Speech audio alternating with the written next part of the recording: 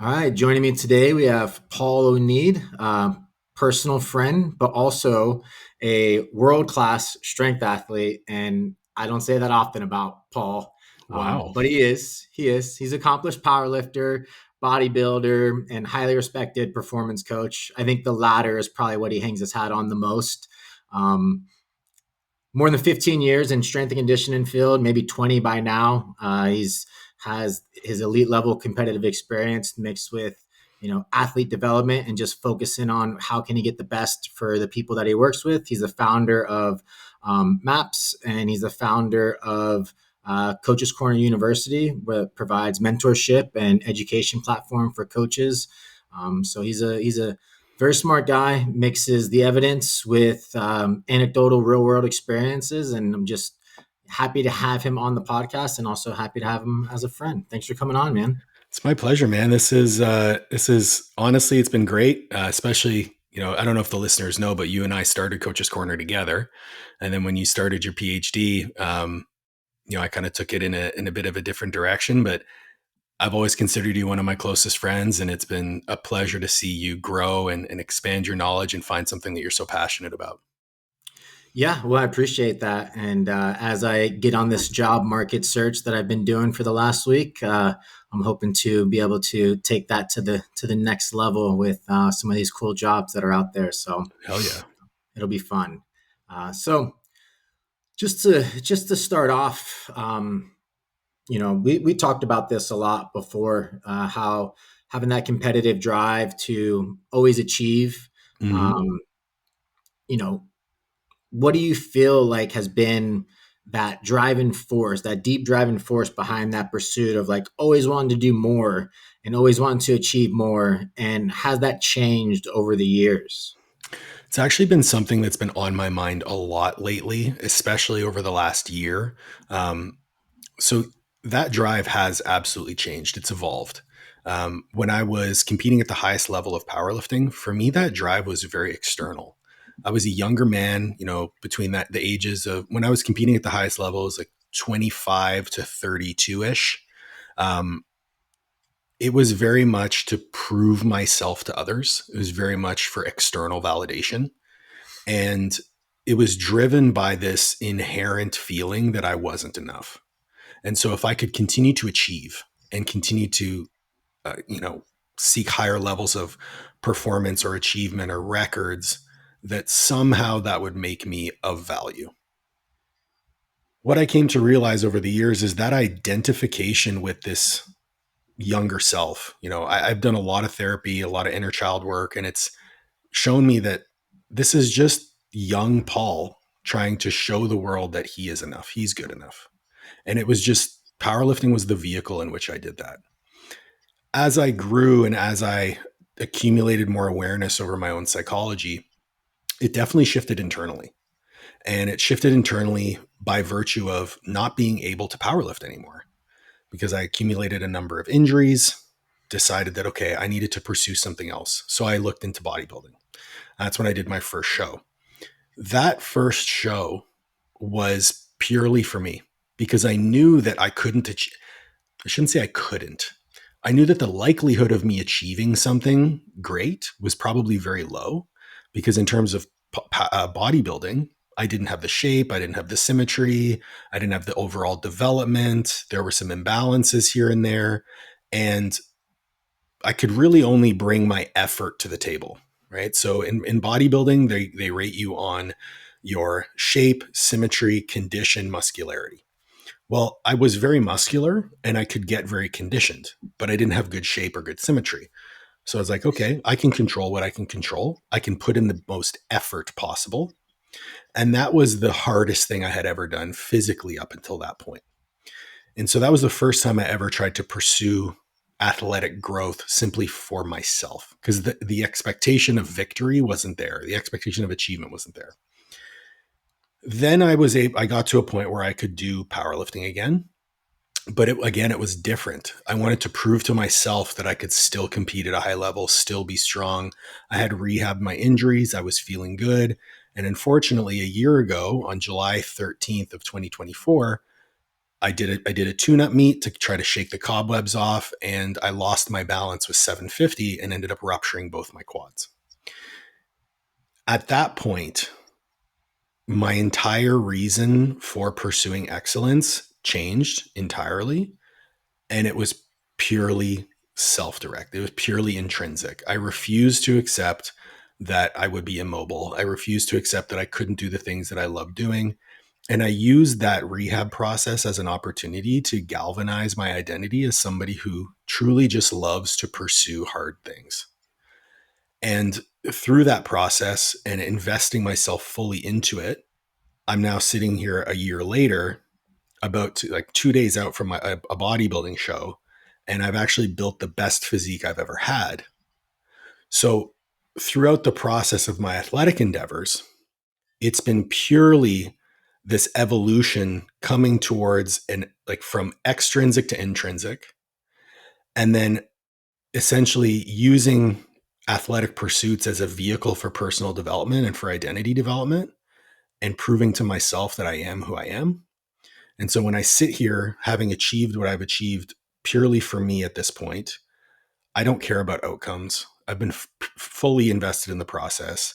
I've been fulfilled in my relationships. I've continued to show up for the people around me in my work, and I've actually brought them along with me. It's been one of the most incredibly transformative experiences. And I can honestly, like, I don't care like what happens in 2 days on the stage, because I know that I did the work, and I know that I became a better version of myself. And I've always been of the mind, I shouldn't say always, over the years as I've grown in this maturity level, I've felt very much aligned with my pursuits are an opportunity to develop myself so that I can serve others. For me, my work is purely in service of others. It's to build people up. So whether it's as a performance coach, whether it's as a mentor or as an educator, if I am able to develop myself to the highest level and continue to pursue that level of personal growth, then I can better show up for the people around me. And that's been it's become the core of everything that we do with Master Athletic Performance and with Coaches Corner University. We just use training and nutrition, or we use business as our vehicle for developing the people that we work with. Yeah. So one would think too that with the business model and the way that social media is set up, that there would always be some type of extrinsic reward to do the things that you do as well, right? Because as we know, the more we can put our athletic achievements up on social media for people to view, Mm-hmm. the more business grows, right? Essentially, at least that's what I've noticed with whenever I was really pursuing online coaching and stuff. The bigger my total, the more people came to work with me. Mm-hmm. So how does that not play a role at all in some type of extrinsic motivation to put yourself out there, to put your training out there, to show people like this is proof of concept, so therefore I'm the right coach for you? To me, it's all about the way that you frame it. Mm-hmm. So whenever I'm posting things about my physique or about my athletic achievements, at this point in my career, it's always framed around the person I am becoming through it. And so for us, from a branding perspective, as Master Athletic Performance, as Coaches Corner University, that is the aspect of our brand that we are trying to showcase. We're using the physical transformations as a proxy for the development of ourselves as individuals. And all of our content is framed around that. So, when I'm posting about maybe a PR that I've hit in the gym, it's not like I posted a reel recently where 3 weeks out from my show, I hit a PR on the leg press, which, coming from a powerlifter, is hilarious to post the leg press PR. But the frame of that post was, I'm 3 weeks out from a bodybuilding show. I just PR'd my leg press. This is purely about mental fortitude. It has nothing to do with anything other than me being present within this moment and showing up for myself. So to me, that's all the frame. When it comes to you cannot say that anything is purely intrinsic or purely, Of course, some yeah. things are purely extrinsic, but The extrinsic motivation for me comes from people finding value in what I offer. Yeah. So, when it comes to promoting the business, I'm promoting the things that are important to me so that the people who also find those things important will come. So, yes, I do use the physical as a proxy for the personal development, but I'm really after that person who wants to become a better version of themselves. And I think in sales, if you look at it as I'm not just trying to make money off of this person, I cannot help them unless they pay me. Yeah. Right. So sales to me is a service. If I can sell my coaching, that means I can help somebody. So if I'm not focused on the financial gain and I'm focused on the individual's benefit, then that frame of reference makes it much more valuable for me intrinsically to continue to make the content. I'll be the first to admit, if I didn't have an online business, there's no way I would be on social media. Yeah. Like, I think it's I think it's just a crapshoot. But if I'm going to be on there, I'm going to be posting things that are authentic and meaningful to me. And if people want to buy my services based on that, great. Yeah, yeah. No, that resonates with me a lot. One of the things that I've noticed over the years is that the thing that you noticed as well within yourself is that um, most of the athletes, if not all of the athletes that I work with in the very beginning, are really seeking some type of validation in what they do. Right, that seems to be our generation and below's kind of reward mechanism for the things that they do in life, even to the point now where um, people are more likely to say they want to be a influencer than they want to be a astronaut, right? But then when we were growing up, those things we didn't even know what an influencer was, but yet we still sought out validation. And from my read of the literature, which, as you know, once you say that, everything else becomes valid afterwards. Yes. Yeah. Yeah, of course. So from my read of the literature, it what the way I think of it as you know, once we started with the advent of technology, society out evolved human nature, and we're just playing catch up this entire time, right? I don't Then we disagree. get then we get to this point where, which I think is a great point, where we started getting these dual family incomes where everyone can work, everyone can be equal, but yet we didn't really think about that's going to do to the psychology of the kids that are kind of left behind. And my thought process is due to that evolution that we're not going to be able to catch up to, everyone seems to be seeking some type of validation, which is why I think things like social media has been as successful as they are, as people are constantly seeking that like external validation. So one, is that something that you've noticed with the majority of the clients that you've worked with? And two, why do you think that is? Why do you think validation, beyond the simple idea of like evolutionary survival mechanisms of we need to be liked by the tribe, like that's always been there, right? Fine. Yeah. Yeah. Yeah, yeah, yeah. So what do you think? I think it's absolutely present. I think it's a big shift in because I mean, you and I started training before there was Facebook, right? I did my first meet in 2000. I think I did my first meet in 2010. So I mean, Facebook had been around for a couple of years. I remember it just rolled out when I was at Robert Morris, and but I was still training. I was still doing what I was doing. I didn't care. I was always loving training. Now I think people pick up training and pick up competing so that they have something to post about. And I Yeah, think but I'm saying beyond the posting, you said that when you were younger, you were still seeking external validation, right? right. Okay. Sorry. Um, The social media definitely makes it more it, magnified, but I still yeah. think younger people our age are Why do I still think? seeking external validation without the Why do social I think media. they're seeking external validation? I think because they are taught very early on that they have to prove themselves in some capacity. Yeah. So I can only speak from my own childhood experience because I haven't lived anyone else's. I grew up, my family was amazing. I have two amazing parents. I have a brother who tries his best, but he needed a ton of attention. And so for me, as the older brother, who was more so a higher achiever, I had to do things on my own. And if I wanted attention, I had to achieve something in order for my parents to recognize me. So that's a learned behavior. And I think in households where, number one, there are many single parent households. So that single parent is very rarely around because they're working to support the household. Right. That child learns that they need to achieve or they need to get attention in some capacity, positive or negative, just to get attention from their parents. I think that is a learned behavior, and I think you can't ignore the sociological implications of that. But when it comes to the advent of technology, I think in general, people are less fulfilled in their lives. They have less purpose. They are more quick to give up.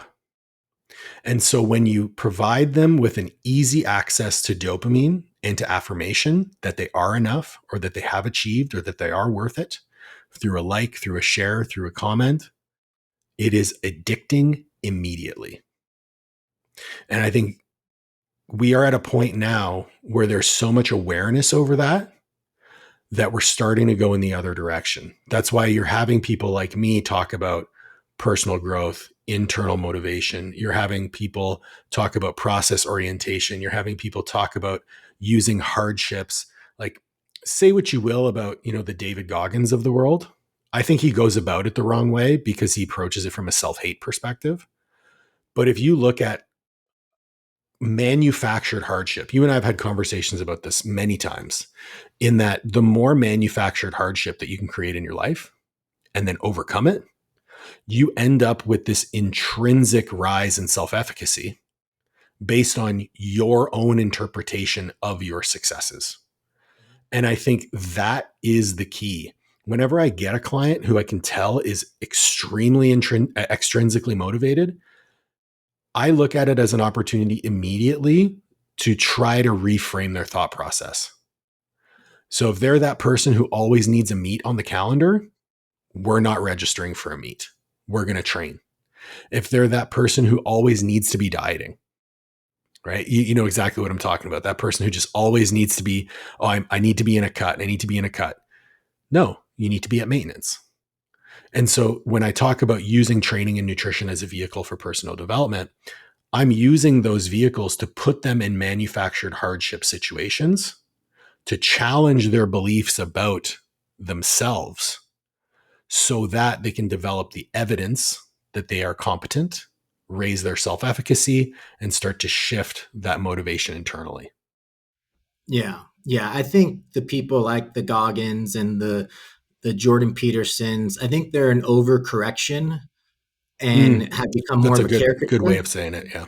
Yeah, have become more of a caricature of like hard things mentality. When you look at the research, you can clearly see that like hard things is individual per person, right? You just need something that slightly challenges you more than you think you're kind of capable of, but you still know Mm-hmm. you can do it, right? That's the whole point of goal setting is you want to set goals that are challenging, but you know that you're going to get there. If you're a coach, right, that's the goal you set is like, I'm going to challenge you, but I also know that this is a practical goal that we can get to, where I think the overcorrection now is like you must do the most impossible, hardest things on the planet, or else you're not a man, right? So I think there's always that fine line of like overcorrections and what really the science is saying, because it's very easy to get in trance with this idea that like you have to do hard things, you have to do hard things. That's going to make you a better person, and it's like in some capacities, yes, but in some capacities, you look at the research when stress levels are extremely high, the thought of doing hard things is only going to create more cortisol, more glucocorticoids. It's only going to disrupt your like. So there has to be this understanding of hard things are good, but like let's put it in context of each individual person and make sure that they understand that, so you don't become a caricature. Is that something that I you worry agree. about, of like becoming this caricature of like, look at the hard work that I've overcome? How do you find that line of like, not everyone's going to blow their quads out and do what you do, right? So for me, I absolutely, I contrast it with empathy, especially in a one-on-one setting. It's very much contrasted with empathy. One of my favorite quotes about this subject is, the hardest thing you've ever done is the hardest thing you've ever done.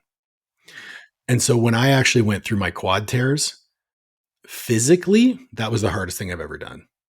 Mentally, emotionally, spiritually, I have been through much worse. So that aspect of it didn't even register. It was just like, okay, this is going to probably be painful and take a lot of effort, but I'm mentally, physically, emotionally, and spiritually equipped to handle it. So it wasn't necessarily the hardest thing I've ever done. I was just recently listening to a podcast, and he was talking about progress. If you're familiar with a guy named Dry Creek Dwayne, he's a cowboy, but he essentially hosts this like horsemanship camp where he teaches people life skills through working with horses. Yeah. And he was talking about, listen, a win could be just not getting angry today. A win could be you were faced with a decision that you otherwise wouldn't have made, and you made one. Celebrating the insignificant wins, as he called it. And that really resonated with me, because when we're talking about like perpetual personal progression, that like idea of, I want to be 1% better every day. 1% better could be just one small decision. It could be just one small behavior. It could be just one small change that you made. And that one small change doesn't necessarily have to be a step forward. It could also be avoiding a step back.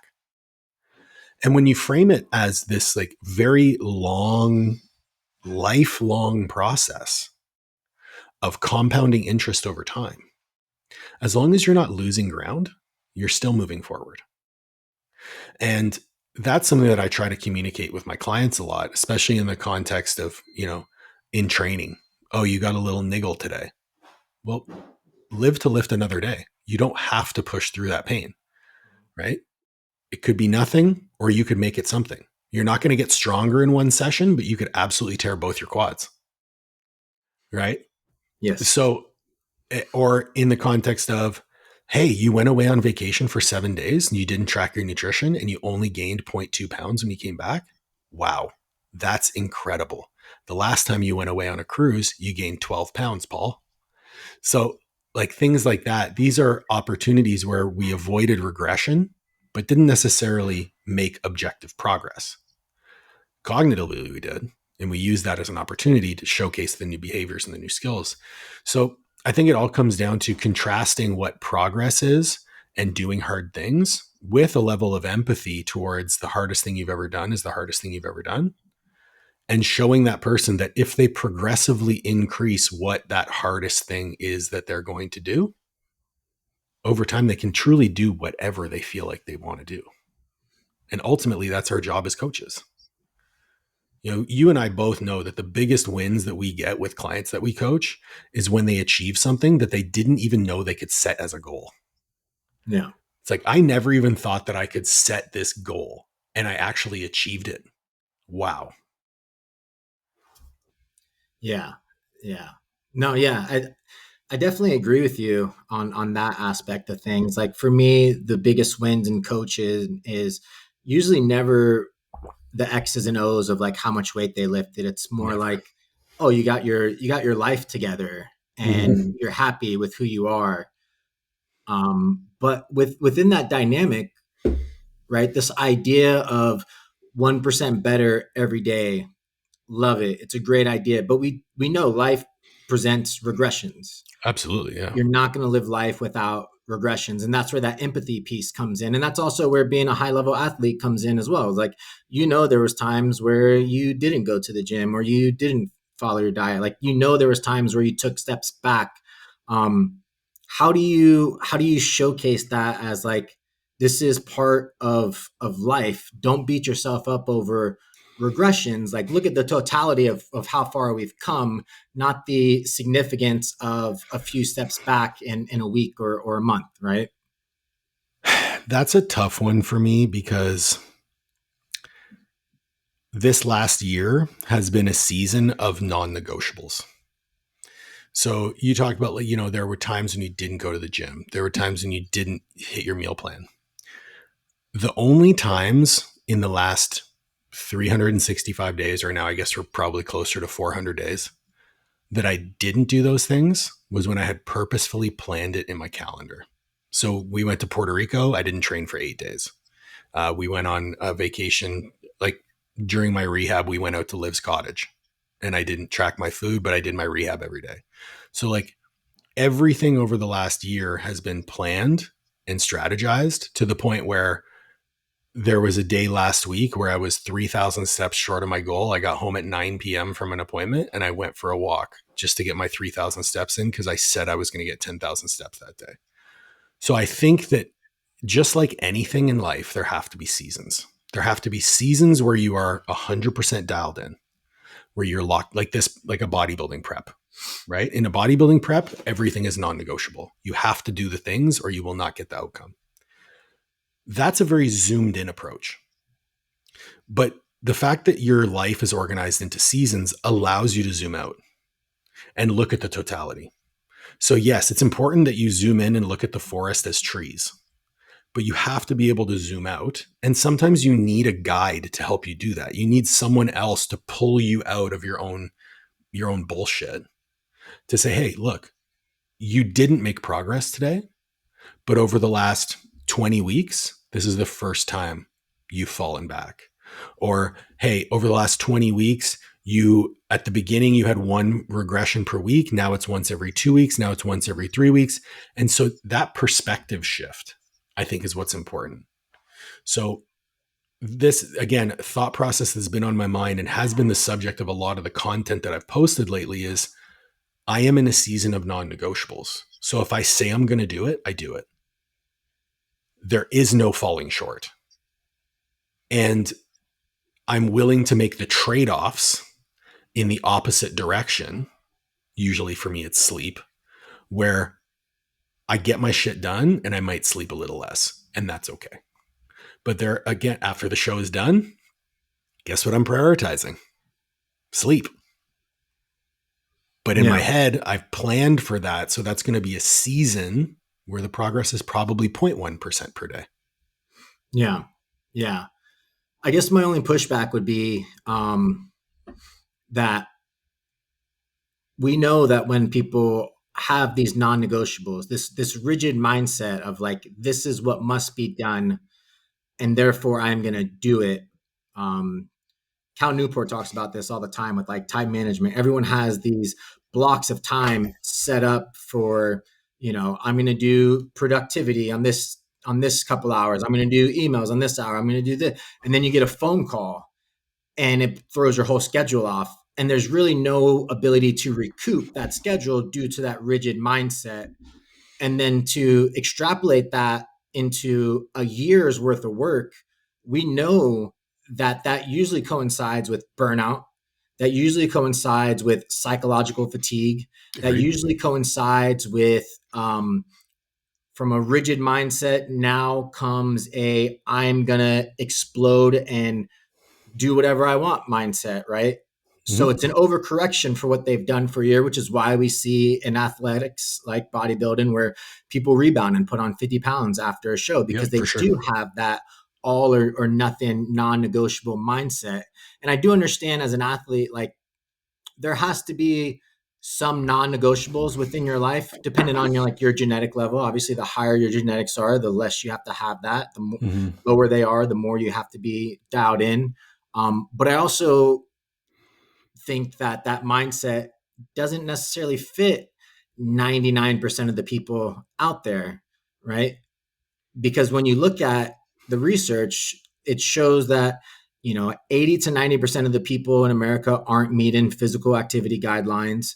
The people that do sign up for the gym, 60% of them drop out after the first 6 months. And a lot of that is due to this rigid mindset of like, I have to do X, Y, and Z, and I'm going to do it every single day. Even though the past year I haven't even done any of this stuff, I'm going to implement all this stuff now.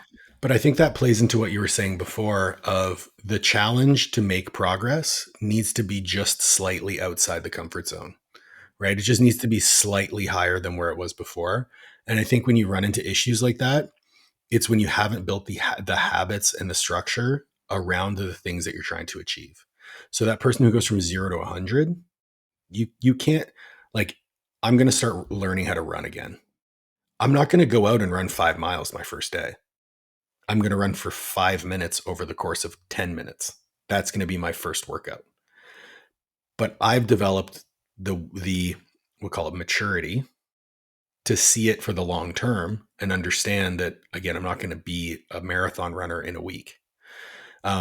So I think it comes down to like the ability to build habits and build behaviors and build structures around the things that you want to do.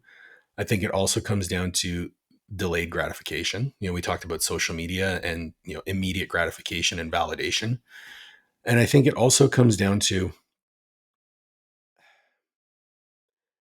being organized enough to understand that in life there are pushes and pulls. And this is something that I talk about with my mentees all the time. So I just went through a period of push with my training and nutrition, prepping for a bodybuilding competition. I put my business on maintenance. I didn't focus on growing the business during that time. I'm about to actually go into a period of push on my life side of things because my wife is competing and we'll be traveling. Because of commitments, I think I'm traveling like 7 out of the next 8 or 9 weekends. So my training is going to be on maintenance. My business is going to be on maintenance, and I'm going to be focusing on supporting my wife. And because, like, you talk about being rigid and non-negotiable, the only way that I'm able to put those other things on maintenance and to be able to push in one area of life is because I am quite rigid and non-negotiable in the other areas. So I don't think being rigid and non-negotiable is a bad thing, but you do have to have buffers built into the day, right? Like if you have the entire day planned out, that's just not going to work. You need to have periods of, like, I call them flex periods, where it's like a 20-minute break here, a 30-minute break here, whether it means to walk around the block or to go make a coffee, or, we just finished a 40-minute meeting. I had a 20-minute flex period, and then I had a meeting with you. So during that time, I literally sat on the couch and sipped some coffee, came back to my desk, got set up. So that allowed me to reshift. If I had an email or two to answer, I could have answered it during that time. But people want to take it from 0 to 100. And I've made those mistakes. And the only reason that I do it the way I do it now is because I have that experience and I've built those skills. So, like, when we talk about the role of a coach or the role of a mentor, it's to expedite those learning experiences so that you don't have to make those mistakes. And I think the people that people choose as mentors just suck at being mentors because they're trying to push the sexy things. Like, you'll never hear me talk about get your next $10,000 month. You'll never hear me talk about sign 12 clients tomorrow, because that's unsustainable. So for me, yes, I do believe in non-negotiables. I do believe in periods of push and pull. I also believe in long-term sustainability of development. I want to do this for the rest of my life. Do what? Not compete I want in to bodybuilding. I want to be able to pursue personal growth for the rest of my life, whatever avenue that ends up being.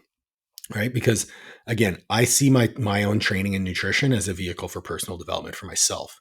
I see my business as a representation of my personal development, because as I become a better version of me, the business has grown. I have the data to back it up. I have the bank statements, right? I have the testimonials to back it up. I also know that as I become a better version of myself, my marriage becomes deeper. My relationship with my wife becomes better. My ability to connect with my loved ones becomes better. And for me, training and nutrition is a big part of that, because it's part of the manufactured hardship that I put myself through. So, as I venture past this bodybuilding show, my goal is to get in the best shape of my life, become more capable, become more athletic, regain that sense of athleticism that I used to have. Because a major motivator for me when I was laying in that hospital bed, I remember looking at my wife and thinking, if I can't play on the ground with our kids, I'm a piece of shit.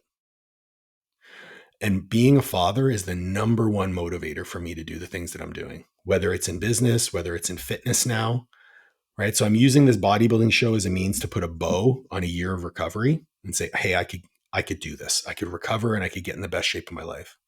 This next adventure is I'm going to be a beginner again. I'm going to learn how to run. I'm going to learn how to ruck. I'm going to learn how to train with kettlebells, and I'm going to learn how to, do strongman circuits. And I'm going to become an athletic version of myself that is capable of ultimately playing on the ground with my kids as the best father that I can be. So it's all a proxy for that personal development towards whatever goal that I put in place, which right now is fatherhood.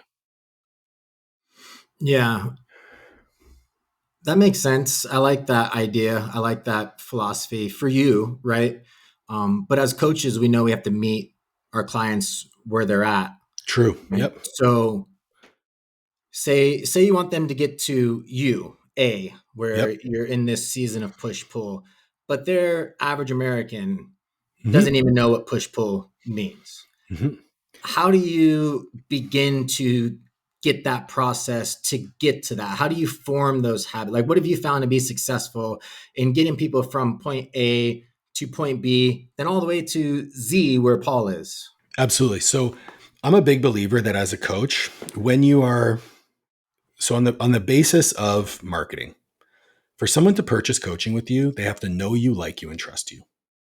So when someone is coming to work with you as a client, they are somewhere along the spectrum of your journey. So I am where I am. I might be getting, like, I had a client came to me, he was 17 years old and just starting powerlifting. I've had clients who are now, the majority of my clients are entrepreneurs, C-suite executives, doctors, lawyers who want to be jacked because I'm a business owner who's jacked. And so my goal is to use my experiences to make them the hero of their own journey. I'm the guide, right? So I'm Master Shifu, and they're Okay. Kung Fu Panda. Okay. So when we look at it in that manner, and if I want to make them the hero of their own story, I have to meet them where they are. I can only present them with challenges that are within the realm of possibility for them. If I push them too hard, too fast, then they're going to fall off. If I go too slowly, they're going to be unmotivated. So it's about finding that balance between what's too hard, what's too easy. I already know what tools they need to have to get to where I'm at. But it's about pulling the right tool out of the toolbox at the right time when they're ready for it and just bringing them along that journey very slowly. So with nutrition, it could be, hey, you've never tracked your food before? Let's eat off of a food list. So I'm going to give you an options of foods to eat, and you're going to eat those foods. We're going to do that until you can consistently eat those foods 90% of the time. Then we're going to look at portion sizes. Then we're going to look at measuring the amount of fruits and vegetables. Then we're going to start tracking our protein. So it's a graded exposure to these behaviors over time to the point where, well, now you don't have to track your food anymore because intuitively you know what's in it and you know what foods you digest best, you know what foods make you perform the best, and then we can just move forward from there. So it's this pattern of challenge, adherence. If you go through, basically you just repeat the cycle of unconscious incompetence to conscious competence over and over and over and over again until you just operate at this level. The cool thing that I found is that in the majority of people who come to work with me, whether it is in a mentorship capacity or in a client capacity, they have the ability to operate as I do in one area of their life. You don't get to be a lawyer or a doctor or a C-suite executive by being a lazy piece of shit. You have to have something inherent within you that allows you to pursue excellence. But you only know how to apply those skills in one area of your life. So a big part of what I try to do is draw parallels. And by drawing parallels between the excellence that you had to achieve in order to be an interventional radiologist who's the partner of his firm, well, you can apply those same skills to your training and nutrition. It's directly in parallel. Training is life and life is training. And so that's pretty much my strategy. Now, do you think people, when you say people are lazy, do you think that people are lazy No. inherently, or do you think people are lazy due to life circumstances and they just need someone to show them the way? I do not believe people are inherently lazy. I think the majority of people. So we talked about how I was initially motivated by extrinsic validation to prove my self worth. I think a lot of people don't value themselves enough to believe that they are worth it. So they don't even try to pursue external validation because they think they're not even worth it. Where do you think that comes from? I don't know. I think part of it is life circumstance. I think part of it is um, the overwhelming pressure of external forces upon them, whether it be unfulfilling job, poor financial situation, family pressures, um, an inherent desire to people please and put yourself second. I see that a lot. I see that like people prioritizing others and letting themselves fall off. And that's a big reason why they seek coaching. It's because they want to get out of those habits. Yeah. That's something that I see with coaches a lot in the mentorship sphere, in that they're encountering burnout because they have no ability to set boundaries. Um, so I don't believe that people are inherently lazy. I think that in a lot of instances they don't think they're worth it, or they don't believe that they should treat themselves the same way that they treat others. Yeah. Yeah. Whereas like And my internal philosophy is centered around selfishness. Like I believe in the virtue of selfishness, in that if I put myself first, I can show up better for everybody else. One of the exercises that I have all of my mentees do is a prioritization exercise. So I say, okay, you're going to list your top 5 priorities in order.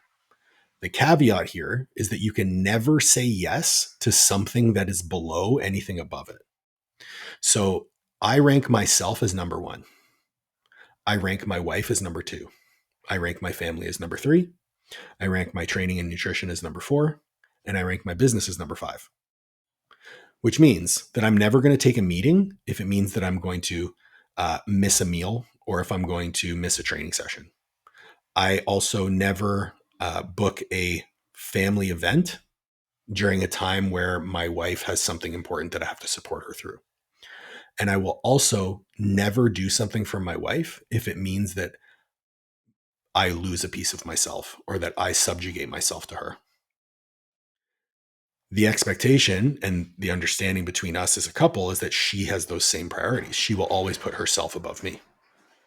Because if she's not on good footing, our relationship will not be on good footing. And when you ask people to do that, it is incredibly hard for them because it puts it right in their face how often they put themselves second or third or fourth. Great. You grew your business by $5,000 last month, but guess what? You gained 15 pounds. You didn't train. Like when I hear about a coach who doesn't train, I want to wring their necks. Like, how are you a product of your product? Would you hire you? No, you wouldn't. Right. So for me, that prioritization exercise is a huge light bulb moment for people. One thing that I do with clients is I ask them, who are you? But you can't use your hobbies, your work, or your family or your faith in describing yourself. That's a really big eye opener for most people because they have no idea how to do it. and why is that important? Because it shows you, like, that exercise shows you your true understanding of yourself and where your motivations lie. So when I was, again, going, the rehab for me was very transformational to my mindset because I made it non-negotiable and I had to be strict in my priorities and I had to understand who I was. I made it my goal to galvanize my identity. And my identity is I am someone who serves, I am someone who pursues hardship, I am someone who is anti fragile. Those are three elements. That means that I have to show up for the people around me, I have to show up for myself, and I have to become stronger through struggle. I did all of those things. So I know who I am. And that's why, before we hopped on air, you asked me how I was feeling. And the first word out of my mouth was proud because I did that for me. And like, I posted it in my story, but on Sunday I had an appointment with my posing coach. And when he sent me the pictures of our posing session, I literally sat in the car crying because I was so happy and proud. And I was so happy and proud because I did it for me. And if I can show people, whether in a mentorship capacity or a coaching capacity, that level of pride is possible as long as you continue to keep promises that you make to yourself, I could not ask for a higher level of success. I don't care what my bank account looks like. I don't care about anything else. That's all I care about. Do you think that this idea of um, selfishness as a virtue, Ayn Rand's philosophy of selfishness as a virtue, as long as you're not hurting anyone else, is kind of Exactly. the Yep. idea of it. Do you think that that is a philosophy that fits you because that's the person that you are? That's the mindset that you are? Do you think that's the philosophy that people should strive for and encompass regardless of their personality or the things they have in their life? I'm never going to tell someone how to live their life, which sounds funny to say as a coach because I literally You architect tell people how people's to live lives. their life. I tell people how to live their Yeah. life. But this is a this is a mindset or an attitude that I have cultivated over years, Yeah. decade, like 38 years of life to get to where I am today. And I can tell you without question that I am the happiest and most fulfilled I have ever been. I can only draw on my own experiences because I have not lived anyone else's life. Hmm. So I won't tell people how to live their lives. I can give them my experiences. I can share my victories that I've had with myself and other clients who've bought into the process. But ultimately, it's that person's decision. Through coaching and through mentorship, it becomes very obvious where people's bottlenecks are. Hmm.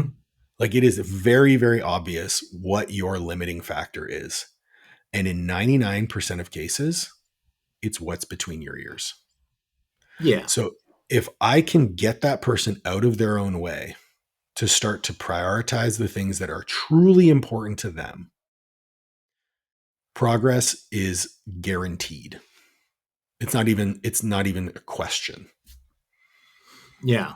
Yeah. No, I mean, I agree with you in this whole concept of you have to find the identity that best serves you, Mhm. right?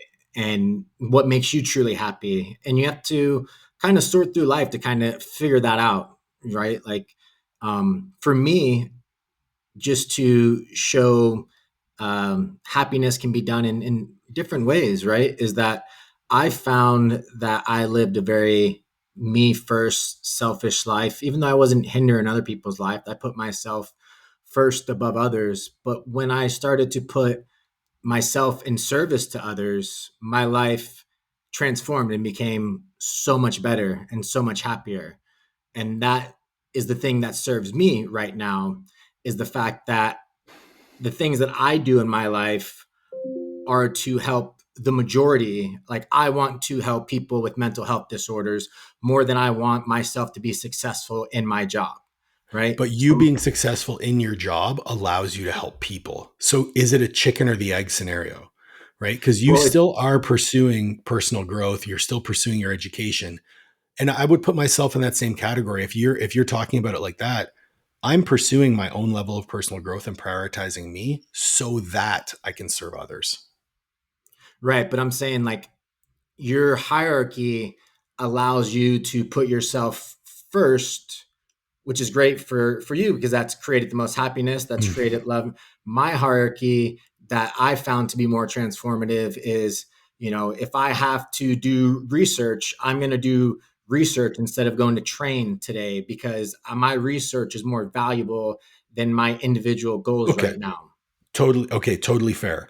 So, but your hierarchy would still be you for like I separated me as the individual from training and nutrition, right? Like I separated my personal endeavors from myself as a human because I am not my personal endeavors. So that I think that's the delineating factor between the way that we're looking at it. Because I don't disagree with you at all. Like everything that I do on a daily basis from a personal development standpoint is so that I can serve others. But you see how when you say those things, it can sound somewhat contradictory, right? Like, I want Maybe, to yeah. be selfish, but I also want to serve others. You can't And so I can't pour from an empty cup. I would rather pour from the overflow of my own cup right, but how do you get to that overflow by by prioritizing myself. right? But how do you by prioritizing yourself as the individual and not the extrinsic caveats of training, wife? What what are you prioritizing then? I guess is what I'm asking because you kind of separated everything that is you. So then, therefore, what are you prioritizing? That's a good point. That's a really good point.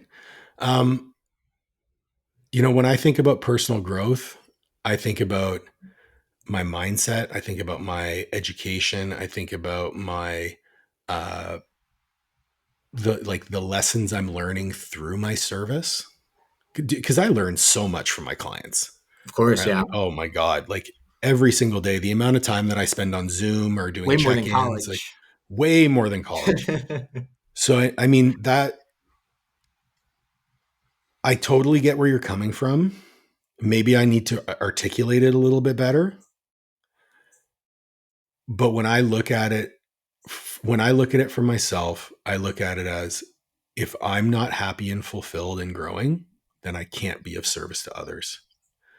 So, when you say you prioritize studying over or researching over training so that you can serve others, I still see that as you prioritizing yourself because your research is important to you.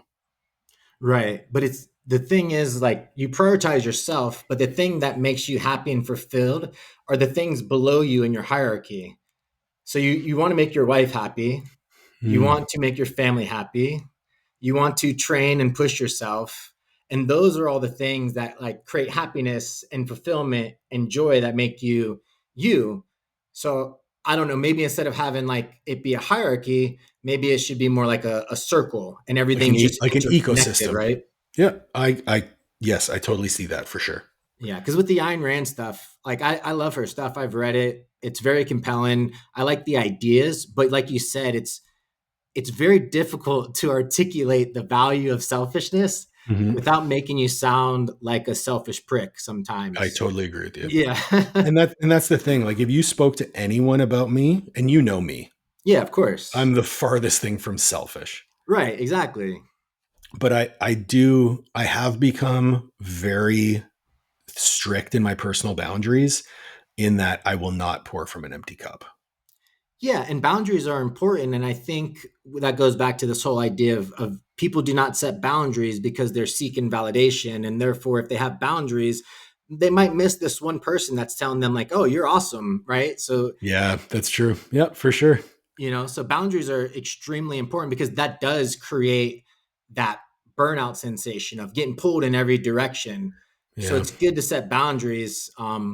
But the fear I have is when people who are very like type A personality want to get things done, they make everything transactional. And Yeah. that makes the See that? people around you feel like shit. Like, okay, like you value this over me, why did this have to feel like a transaction? Why didn't it have to feel like something more, right? Do you ever find that type A people have type B problems and type B people have type A problems? A little bit, yeah. And the other thing that I've come to realize is like, so when you meet somebody, you get along with people the best who make you feel the best about yourself. Of course. Yeah.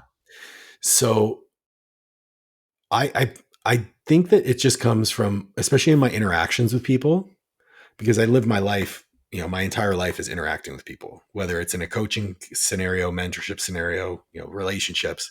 It's all about how can I uplift the person around me? Yeah.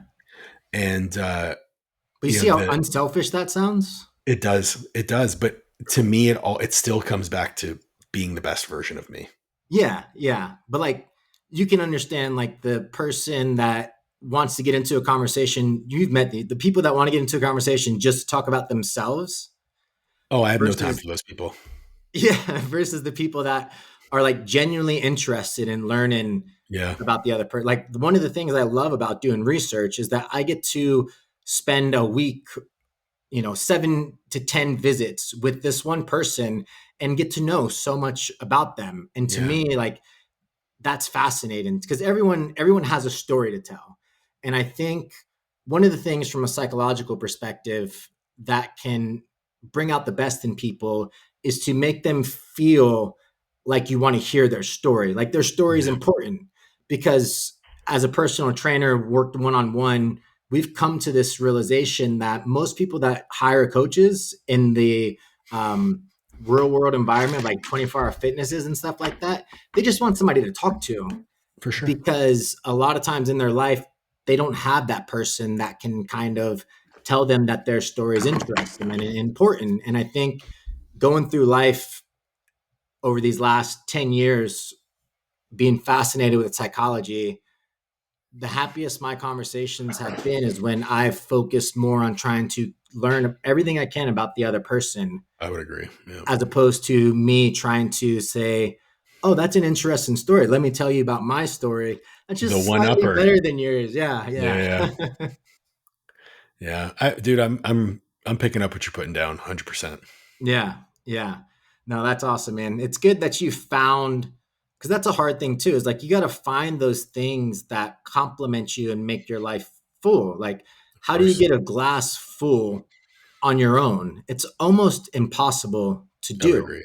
Right? The biopsychosocial model of mental health is there's biology, there's all the things inside of you, there's psychology of, how you think of yourself, how you think of others, then there's a social interaction and those are the things that you want to manifest in terms of how can I get the most out of those things in my life, but also give those people those same things. And that's where community and fulfillment come in. And you do that through mentorship, through coaching, through Hmm. training, through everything that you do, and I think that that's really important. That's the way some people pursue life is like I want to give as much as I get, and I Yep. think, and it doesn't need to be transactional, right? Like there's so many times where I've met people where it's like, and you might see this now as your coaching business comes in, but they're like when you first started, they wouldn't even talk to you. You have to talk like you need at least 10,000 followers for them to be like, oh yeah, like let's have a conversation, right? Yeah. It's those people that are out there, you Yeah. know? One of the things that I've always found pretty cool is that, like, I have never, whenever I have invested into giving, I have always gotten more in return. And Yeah, I think that exactly. holds true. And when it comes to work, I mean, I've found something that is truly fun for me. So, like, it's easy to work really hard because to me, Mm. it's play. Yeah, same. So Yeah. People are like, what are you going to do when you retire? And it's like, why, like, I'm not why going to would I retire. retire? Like, Yeah. how do you spend your weekends? Well, the same way I spend my weekdays. Like, I'm Yeah. doing what I love to do. Exactly. Maybe the weekends I have more social interaction, but it's like, I'm still trying to learn, trying to grow, trying to figure out the best research, trying to figure out, like, because that's what I absolutely love to do. Yeah. Can we pause? I have to pee. Yeah. Thank you. All right, and we're back. So let's move on to some other stuff. When it comes to maybe appease me just a little bit because my research focuses on people with mental health disorders, sedentary people. How can we get them to start exercising to reap the benefits of that? So maybe not so much the people that come to you for training because those people have that healthy user bias. They have some key intangibles.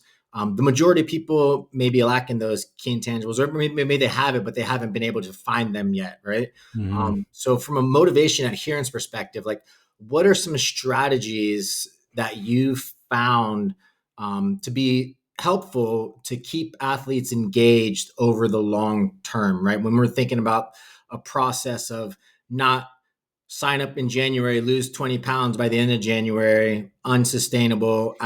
The what is it, 45 hard or whatever those things are, 75 hard. these challenges that people do that are really Yeah. not sustainable. Like, what have you found to be strategies for keeping athletes engaged and keeping them motivated?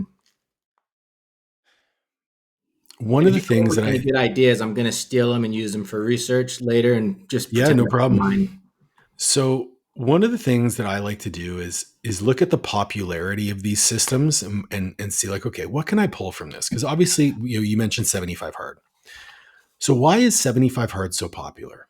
It's popular because it's a very strict, simple set of guidelines that seem relatively achievable, right? You need to read 10 pages a day, you need to go for 2 walks a day, you need to get some sort of workout of some kind. On the surface, that's pretty simple. But what I pull from that is they now become part of something bigger because they've joined a community. And so your environment has changed. In this instance, it's an online community. So you're a part of something bigger. You can share experiences with others. You can develop some level of inspiration from other people's successes. You can model your behaviors after high performers. And that's why in years past, group fitness was so popular. Mhm. CrossFit was so popular. And so I look at a lot of these systems that in the grand scheme are quite unsustainable. Like 75 hard is unsustainable because it's a lot to do in a day for most people for more than 75 days. CrossFit unsustainable for most people because it's super high intensity and your body will break down. But what do they have that people are drawn to and that do allow some people to have success? And for me, it's community. So one of the things that we built into our coaching is we have a community feature of our coaching where people can interact with each other. We share resources and things of that nature. So that's a huge piece, is changing your environment. The other thing is finding something that you enjoy. I used to be really dogmatic about this in that I was like, you have to weight train, you have to do steps, you have to do cardio. These are the things that have to be done. I've detached quite hard from that in the sense that I just want you to do something active with your body where you're moving and you're having fun. Yeah. If that's pickleball, great. If that's yoga or Pilates, awesome. And let's get you consistent doing stuff that you like. Then let's try to pepper in things that you don't like weight training or like mobility. And eventually, if it's implemented properly, hopefully you can learn to love those things too. Yeah. I think a big thing, and correct me if I'm wrong with you in this, but if you have something like a pickleball and they start to love it, you get the community of the pickleball. And then when you introduce strength training, you can introduce it as a caveat to helping them become better pickleballers, right? 100%. And then that creates better buy-in. And then also too, it's like, only resistance train for 20 minutes. That's going to make you better at pickleball. Not this idea that you have to go there for an hour, you have to hit X amount of body parts and all this other stuff, right? So I think that idea of is kind of bringing it back to what the thing that they enjoy will help them do the things that they don't enjoy. And that plays into another point that I'd like to make. So I have this concept that I call anchoring habits. So if pickleball becomes your anchoring habit and it's something that you can do consistently, if I leverage that anchoring habit into other habits that build that anchor, you will be more consistent with it. So if I'll use Olivia's mom as an example, she loves going for her morning walk, Yeah. but she also has 2 knee replacements. So for her, if she wants to continue to do her morning walks, she knows that she has to do strength training a couple times a week to maintain her mobility. And then if she can walk pain free, she's more than happy to go to the gym. And so now going to the gym has become fun for her. She goes to F45 and she does her group fitness. So she's got a great community of people that are there. She then knows that then she now has people to join her on her morning walks. And so it builds upon that. So anchoring habits for me is a really big one. I had a client recently who really loved Pilates. Mm-hmm. And the problem is she was hypermobile and had a back injury. So I'm like, that's probably not the best thing for you. But let's do this. I want you to walk to your Pilates class. So you're getting natural decompression of your back. You're getting warmed up for the session. You're going to be more engaged in it. And you're also going to get more physical activity. All of a sudden, she started losing weight. Well, now that we've got this anchoring habit, we've stacked on another habit that allows her to increase her energy expenditure. Her ultimate goal of weight loss becomes easier to achieve. Mm-hmm. And that increases her motivation to keep doing it more. Yeah. So it's to me, it's all about creating a framework that builds upon itself slowly over time. And that's the key, is slowly over time. If you try to dive into it too quickly, you fall to the level of your systems. And if you don't take the time to develop those systems, you're going to end up in a bad place. You're going to end up with regression. That's why recidivism for weight loss is like 99%.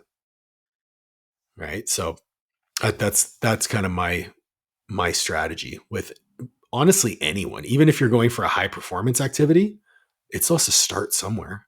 Yeah. Yeah. So how do you frame long-term success with people that are trapped in this instant gratification? Like, how do you tell them, like, hey, like, we may not lose weight until we get these systems in place? And they're I like, but I remove hired you to help expectation. me lose weight. Yeah, I remove expectation. 100%.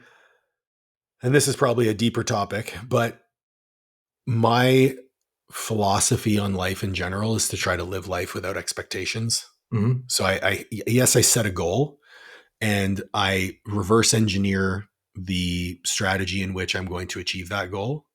But ultimately for me, it's about the process. So when a client comes to me trying to lose weight, I explain to them, hey, this is the process by which we are going to try to lose weight. We are going to increase your energy expenditure. We're going to improve your nutrition.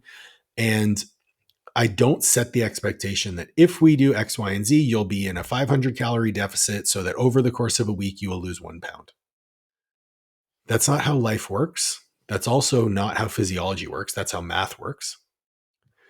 What we're going to do is we are going to behave in a fashion of somebody who is trying to lose weight. We're Mm-hmm. going to adapt our identity towards the goal that we're trying to achieve. And we're going to start to make promises to ourselves about the habits and behaviors that that individual is going to undertake. And we're going to learn how to keep those promises. That's going to increase your confidence. And then you will, over time, achieve the goal. But the expectation is just, I'm going to be process oriented. Yeah. So It's a you tough remove, sell. yeah. So you remove expectations by introducing education. Exactly. You don't just remove expectations and be like, not gonna lose, not gonna teach you anything, not gonna like Oh my God. you go along No, education is the removal of expectations, exactly. Yes. right? And I think that's one of the biggest things that the successful coaches do very nicely is that they educate their athletes. They don't gatekeep from their athletes. They try to educate them in all aspects, right? Psychology, behavioral change, adaptations, physiology, like all that stuff. The more you can teach them, the more they buy into the process because they understand it better. One of the things that bothers me the most about a lot of young coaches who come to me for help is they want to focus so much on the physiology. They want to focus so much on the biomechanics, the X's and O's, the nutrition science. But until you realize that this physiology only matters as much as the psychology allows, Right. the individual in front of you is the most important part of the puzzle. So if you are only focused on the science, you will never get results with people unless they're already ready for change, Yeah. which the majority of people are not. And that's why they reach out to you for help. Yeah. And if you also only focus on the science, you're 50% likely to be wrong. Like biomedical I research, 50% of it's wrong, right? Like, agree. so, the lived experience is far more important. I think you get that through psychological considerations. One thing before we move on to some of those psychological kind of ideas and thought processes, we talk about these ways to motivate and create adherence, and that sounds great, and I agree with everything that you're saying. But I don't necessarily know if those ideas translate to low socioeconomic status individual communities. Expensive. This stuff's expensive. How do we get, because those are the ones that need it the most, right? Those are the ones that have the most health problems. They have the most chronic disease. How do we implement these strategies to help those people come up? Because that's the thing that I find very difficult, that I battle with all the time, is like, it's expensive to live this healthy lifestyle of enjoyment, community, engagement when you're struggling to put food on the table, right? So there's a few thoughts that I have here. The first thing when you were talking about that popped into my head, and I'm going to sound like a complete arsehole for saying it, is I don't target those people, right? Like I Understood. don't. So that was the first thing that popped in my head. It's like, man, I charge $525 a month for coaching. Like I'm not getting a low socioeconomic status individual coming into coaching. You're the problem, Paul. You're the Well, problem. here's the caveat is I also give away so much information for free. Right. And I give away so much good information for free that if someone was to look and consume it, they could move forward and make change. The other prospect is we do have low ticket offers in our business that are affordable, do create community, do provide education, and do provide a framework for people to make progress. So there has to be some level of financial investment, at least when it comes to working with our business. Now, on the broader scale, I don't know if I have an answer for you. Public Me health neither. That's why I public health asked is you. not public health is not my forte, and I'm totally okay to tell you in this instance, I don't know. Yeah. I don't think anyone does. That's the problem, right? I mean, unless you want to go with like a government subsidized program that is completely free of charge, but at the end of the day, like who are you going to get to run it? Eventually it'll be capitalist and people will try to make money off of it. Yeah. Yeah. So No. you have to rest on the fact that I give away a lot of information for free. I give away a lot of strategies that could help people immediately right now that are very low barrier to entry. And I think maybe that is the key is how can we as fitness professionals and coaches lower the barrier of entry to fitness? Yeah. So if we And also outreach too. I think outreach is a big thing as well, right? yeah, You know, lower the barrier, but then also let people know in these communities that this is available. Not you in particular, because obviously, if you don't focus on this idea, then it's not something that's ever going to be salient in your mind. But you see the health crisis that we're going through, both mentally and physically, and you just feel so bad, and you want to Mhm. help in some capacity, and you can only do your part. But it's like, it's crazy to me that we live in America and that there's still people that struggle as much as they do. And it's like, how can we get them to value themselves, right? Well, And dude, listen, I moved here from Canada where we have socialized healthcare and a lot of social programs, and they're worse off. I don't think socialism is the answer either. Um, but yeah, it's just something that I think about a lot, and that's something that I try to do within some paradigm of my research, is just trying to help the people that need the most help. So I was just curious if it was something that ever crossed your mind, and No, if it did, yeah, yeah. It's tough. It's no, unfortunate, man, because it is unfortunate. I agree. not only can you present this stuff to them and they have these barriers, but then there's these psychological barriers as well of like, there's no hope. Why would I exercise when I know that I'm not going to get the job that I want? I'm not going to do like, there's, so how do you create hope for these people? Um, is something that I think about a lot within like the research and interventions and stuff. You have something to say? Just thinking, hope Yeah. is a very hope is very powerful, and I think hope can be transformative. And I think in general, there's a massive lack of hope in Yeah. this world. Whether you're talking low socioeconomic status or high socioeconomic status, I think the general mood in the Western world is very low. Low hope, high uncertainty, I think is the Yes. way to look at it. And it's Because for me, cultivated in it's like, every aspect. It's yeah, cultivated like everywhere. human nature is, sure, we like evolve to procreate and to survive, but I think a lot of the things psychologically that we do is how can we create less uncertainty? Religion creates less uncertainty for people. I think that's why people flock to that and love that, because it gives them answers to things that they don't have answers to. And there's a Therapy, huge resurgence of that.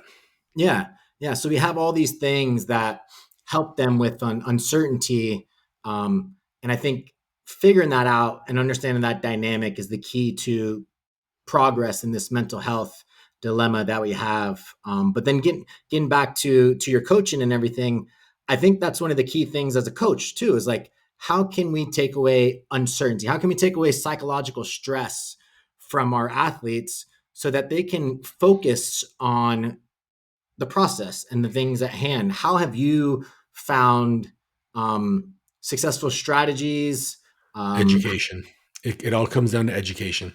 It all yeah, comes down to creating a safe space for them to ask questions and then being able to answer those questions in a way that removes the uncertainty and gives them confidence that the road that they're on is accurate towards the goal that they've set.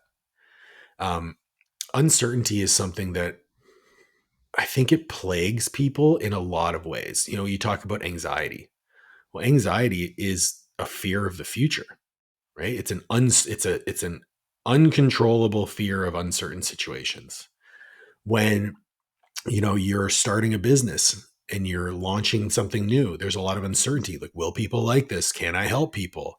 If you're venturing into a new fitness endeavor, it's like, is this the right way to do it? We see this all the time. Is this the best way to accomplish the goal? Is this the best resistance profile? Is this the best supplement? It's like, it's probably better than doing nothing. So let's mhm, start here. And again, playing back into the initial part of our conversation of creating these small measurable benchmarks that you can prove are accurate through results, removing the uncertainty, building confidence, building self-efficacy, and then moving that person along that spectrum as the hero of their own journey. That is coaching. yeah. And how do you deal with athletes? How do you deal with the mental side of it? With, you have your check-ins, you have all this stuff. How much effort and time do you put into the mental side, and what does that look like? Like, are you asking them about their um, relationships? Are you asking them about Absolutely. their, social life? Like, what all does that look like, and how do you encompass that into? Is it check-ins? Do you have like a mental health check-in day and then a physical check? Like, how do you do all that? That's a fantastic question. So, one of the things that we do at the beginning of our coaching with our clients is during onboarding, we have a questionnaire that's called creating a healthy coach athlete relationship. And in our intake forms, we ask questions like, what's your family situation like? What do you do for work? What's your weekly schedule? All these things, trying to get to know the individual from an individual standpoint.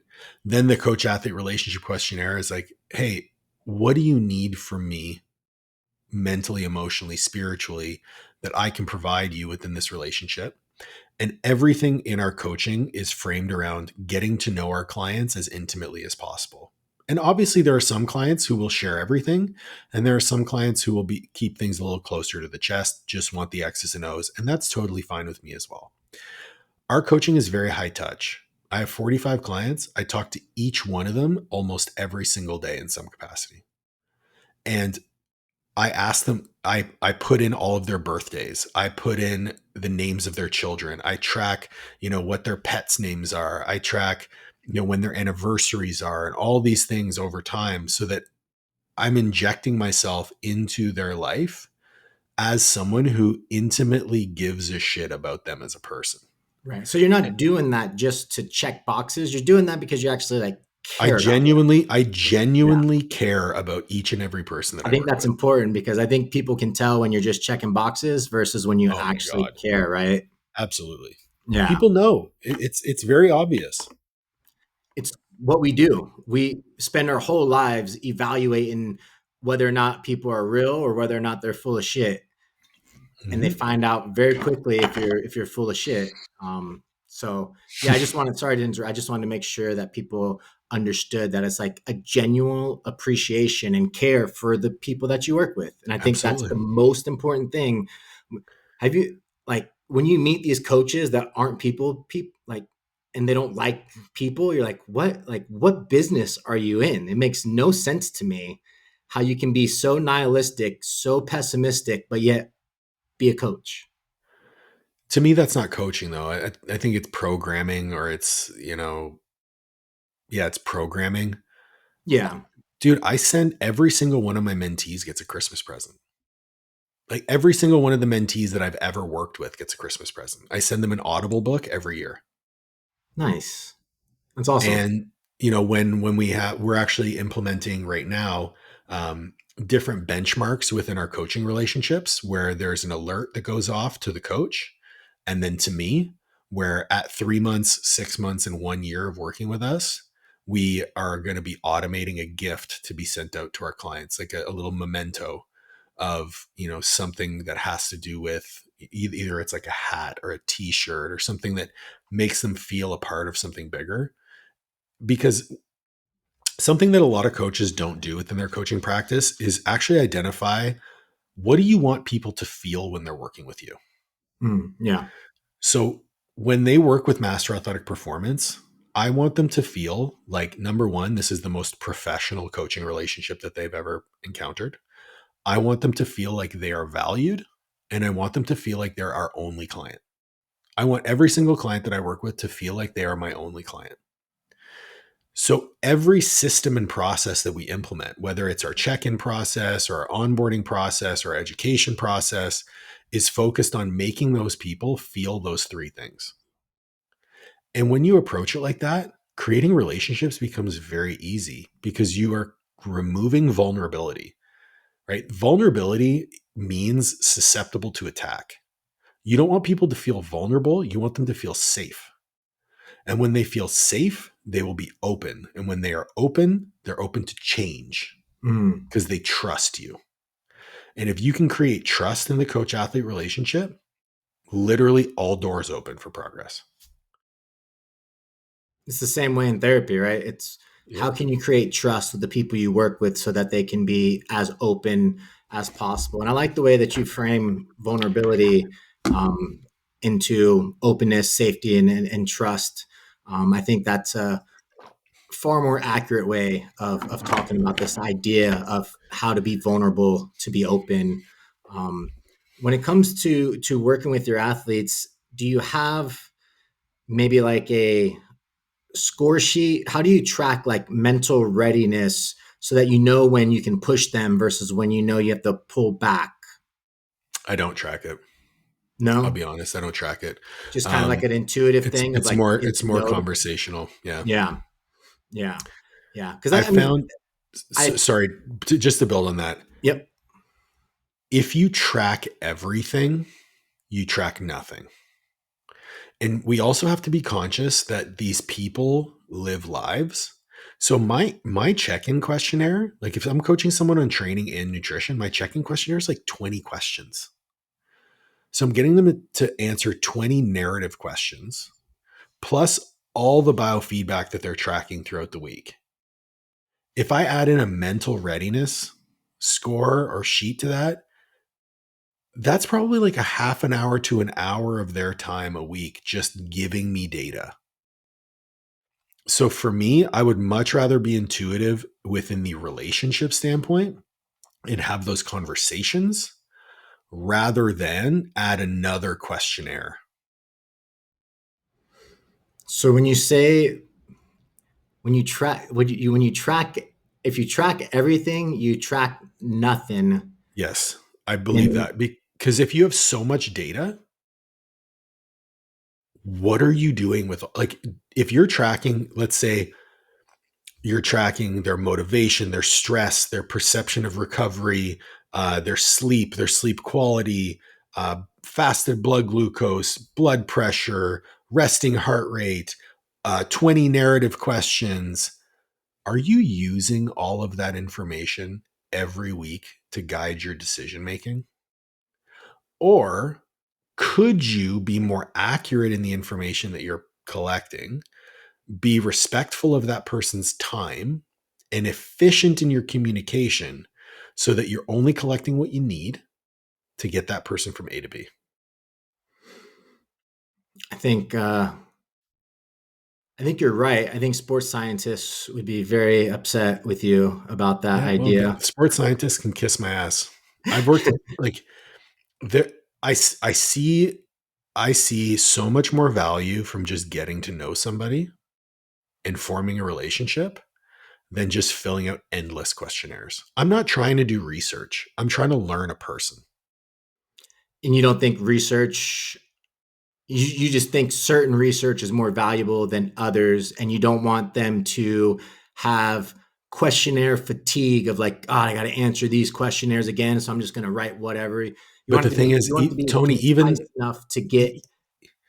yeah, Yeah, yeah, because like even with what I'm asking now already, I have to trim it down for some people. yeah, Like those CEOs, those doctors, those lawyers, they don't have an hour and a half to check in with me a week.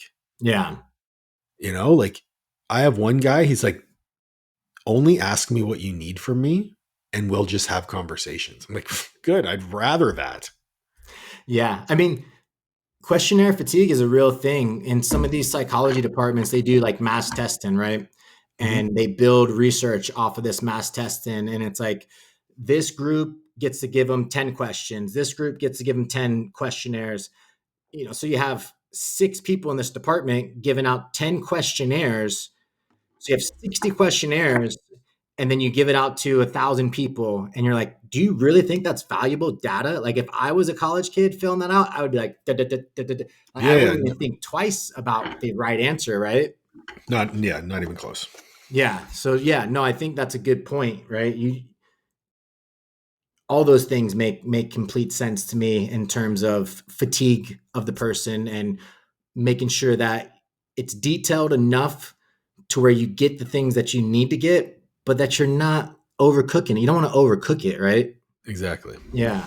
Yeah. No. So how do you within these conversations, within these training metrics that you do track, how do you know when to push and when to pull? Like say they're getting ready for a meet or a bodybuilding show and they just got fired from their job, but they're persistent on doing this X.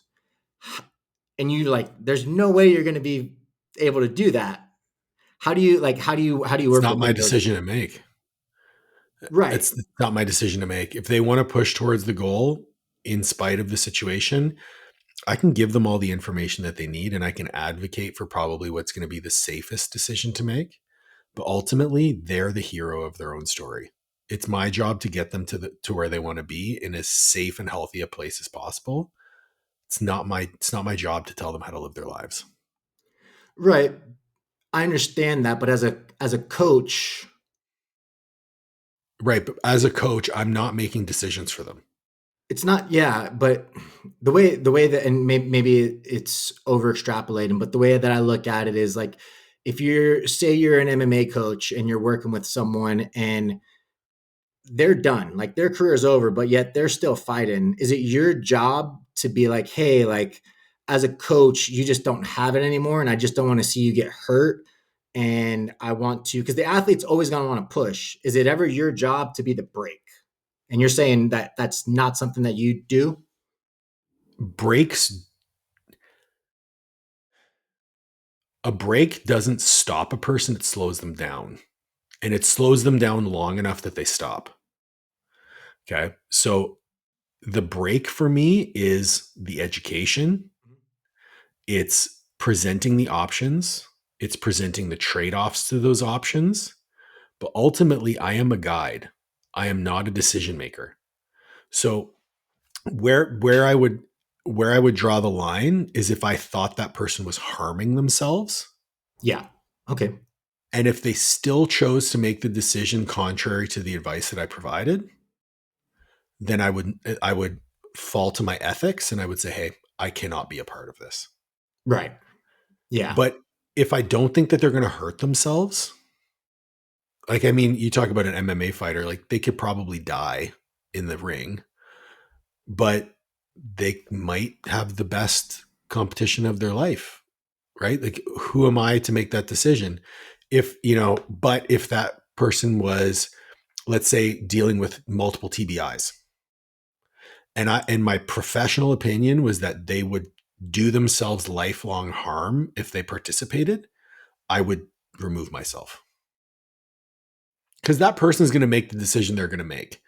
No It's matter my what. decision. It's my decision whether I want to be a part of it or not.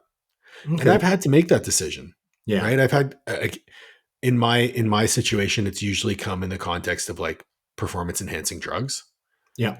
It's like, I don't think that you should do this. If you choose to do it, you're welcome to go get another coach. Yeah. Yeah. And I found myself in those shoes as well, where it's like, I'm trying to help you make the best decisions for the future you, because all you're focusing on right Exactly. now is the immediate you.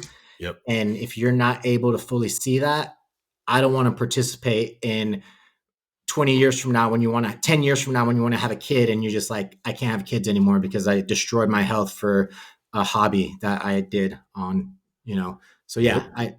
I understand that. What do you feel like are some of the key traits that you see in people that are successful um, as athletes working with you? And do you feel like those are things that you as a coach can help them develop, or they just have it or they don't? I think that, so if you were to ask me what the most important quality of a high performer is, it is someone who is totally fine doing the same things every day. Hmm. They are totally satisfied in the monotony. I personally believe that I can teach you how to do that. Yeah. Certain personality profiles are much harder than others, Yeah. Yeah.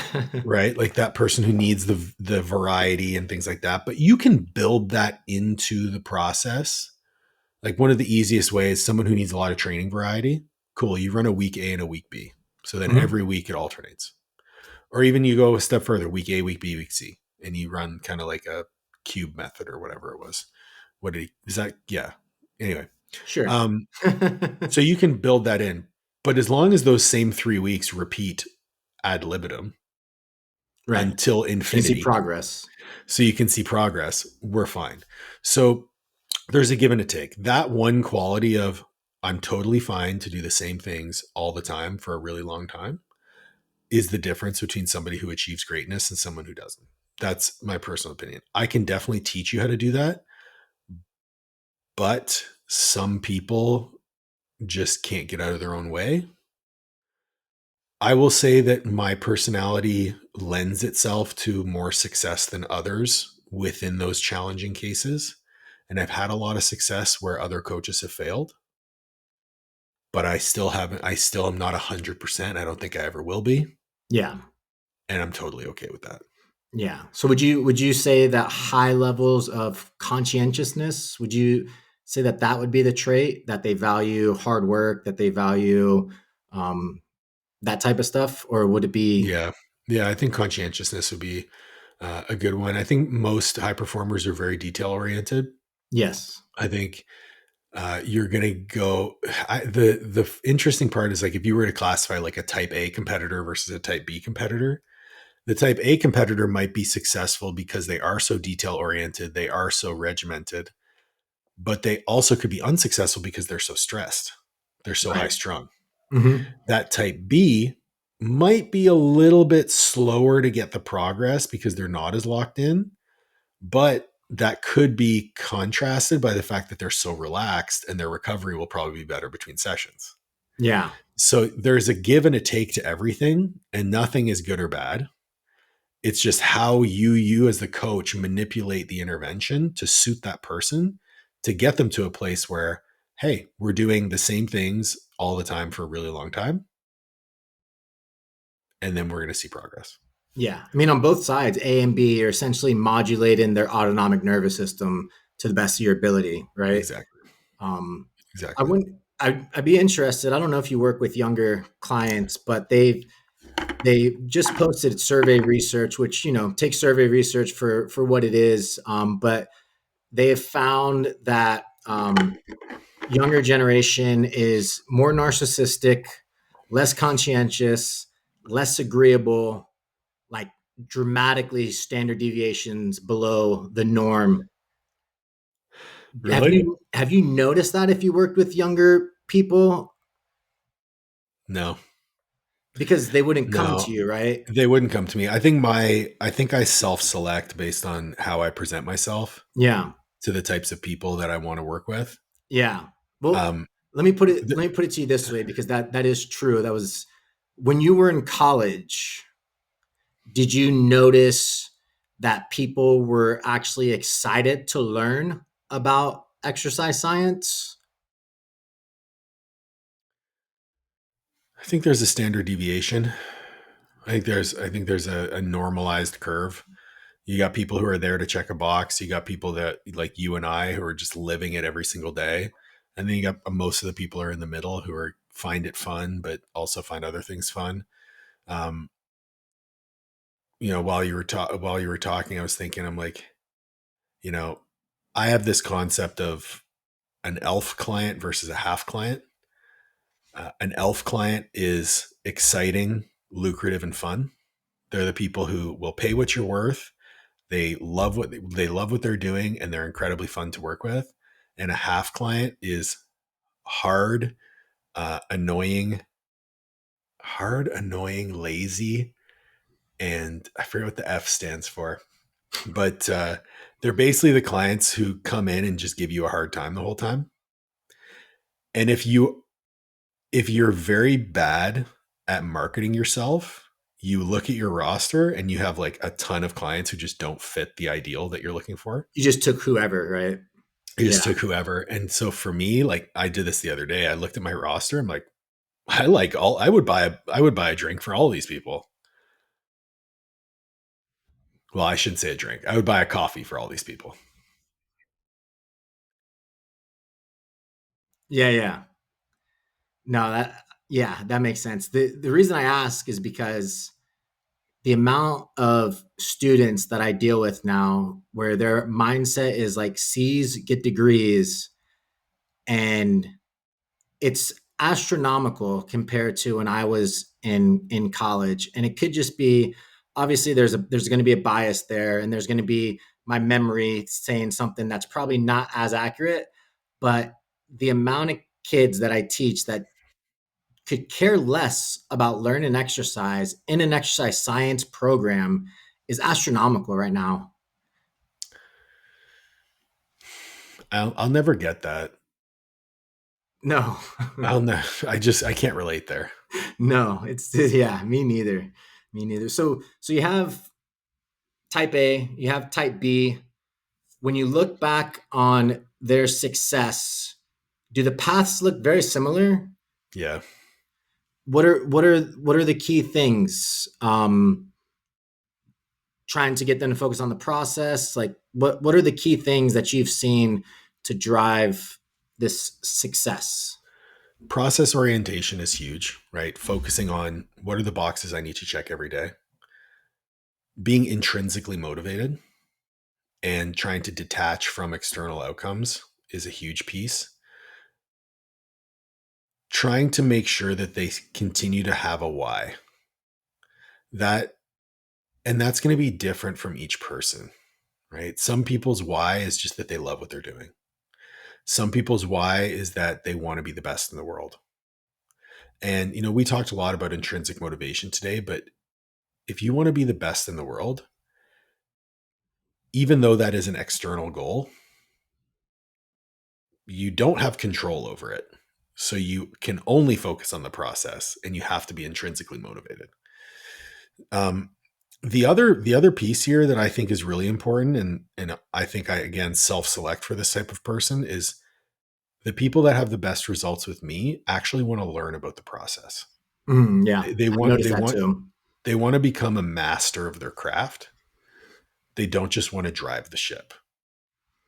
Yeah. So I think those three things are what I would say. Yeah. And now you deal with a lot of high level executives that have kind of life beyond the training and everything. But when you're dealing with athletes that identify with their sport, how do you get that out of them? Because that is, for me, the sport's not always going to be there. It could be an injury to where they have this like in the military. I noticed this where people identify as like, I am a Marine. But then when they get out, they're like, I don't know what I am anymore. I've lost my identity. Is that something that you've had to work with people that identify with I'm their working with a sport? I'm working with a gentleman right now. He's 40 years old. All he's ever known is powerlifting at the highest level. His goal is to set the Masters world record, and he's going to do it. But it's been a constant process of, hey man, like you can't only have this one thing. And if you're pursuing a very high level of excellence, injuries will come, illness will come. For him, he got shingles. And he Mm, got shingles so bad that he was bedridden for a month and a half. And over that month and a half, we spoke on a weekly basis because he was in a dark place. yeah, And so, but through that month and a half, we broke through creating a very close relationship of safety and openness and trust, where he realized that his identity was rooted in the wrong things, and he took it as an opportunity to grow and to improve himself as a man outside of powerlifting. And that's one of my biggest wins as a coach, actually. yeah, yeah. I think the hard thing that I've had to deal with, even as a researcher now, one of my research assistants at Oklahoma State was a high level collegiate wrestler, Okay. and he got retired from the sport. He didn't choose to retire from the sport. And you got to imagine at Oklahoma State, where wrestling is everything, that broke him, right, big Mm-hmm. time. And then he came into my lab, and we started working together, get to know each other, and kind of gave him different things to focus on, um, to give him a different identity, give him a different sense of purpose. But that idea of like you not getting to choose when you walk away, I think is hard for a lot of people. And I think that's why a lot of people stay in the game longer than they should, push themselves longer than they should. Like for me, seeing 40-year-olds, 45-year-olds blasting drugs, looking purple on the platform, high blood pressure, right? Like to me, that's you're scraping for something that's just not there anymore. Um, Yeah, I think one of the reasons why I was so able to deal with my injury when it came to like not powerlifting anymore was because I had already decided I was going to walk away after the meet. yeah, And so it was on top of the fact that my wife made me promise not to compete again. She's like, listen, I just took care of you in a wheelchair for 6 weeks. You can fuck off.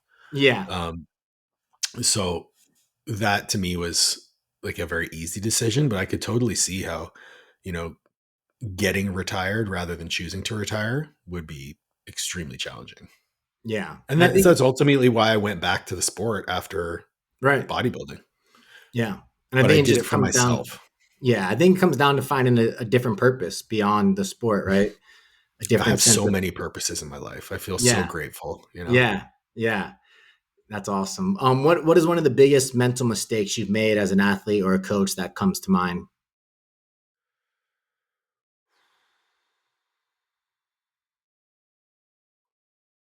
There are a lot of instances as an athlete where I just chose to do more, even though I knew it wasn't required.